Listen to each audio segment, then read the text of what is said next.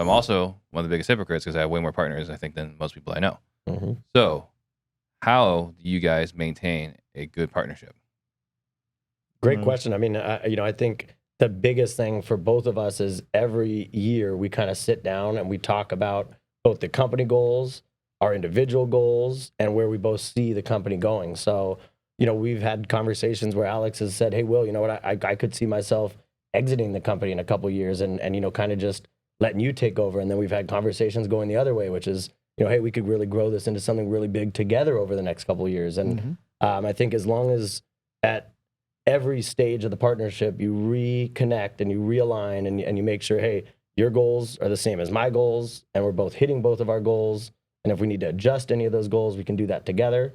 That's been one of the biggest things on our end, I think, keeping our partnership happy. Yeah, I would agree. I would say that we come across this term kind of roles and goals, and we talk about it often because our roles are evolving. The role he has is different than when we first met. So is my role.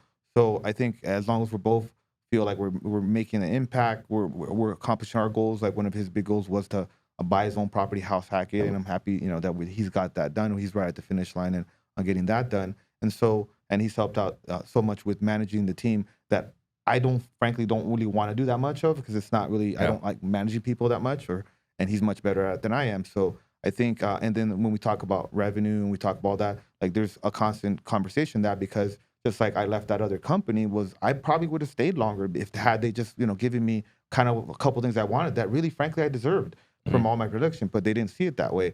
So I have a very open policy with Will. Like, let's talk about it every year. If we need to talk about it sooner, we talk about it sooner. Because for me, it's not about just all numbers and zeros and all that. It's about what we're actually building, and if it's benefiting all of us, and we're gonna both get to our goals. If that's gonna be together, let's do it together. If it's gonna be somewhere where we go different directions, then let's talk about that and be amicable about that. But I think we both recognize that we can kind of build something better together than apart, because I do things that he doesn't do well, and vice versa. And then I'm not greedy and he's not greedy. We're not like counting pennies, like, oh, hey, I paid for that, I paid for that. And that's what I liked about Will from the beginning, that it was all about getting the results, getting the work done. And then like, we know we'll make money. And he never complained about not making money at the beginning. And a lot of people that wanted to work with me did. And those are people that didn't stick around, because when the hard work showed up, they left. But Will kept on showing up, and that's why we're here. Yeah. And I think there's a lot of valuable lessons there, right, for everyone that's watching. I mean, me personally, right? Like I just went through, Max and I, we parted ways. It's an amicable breakup, but listening to you talking about, annually, like, let's compare, like, what do you want? What do I want? What's the direction for the company? And we didn't do that. So that's totally on me for not, intentionally doing that. So.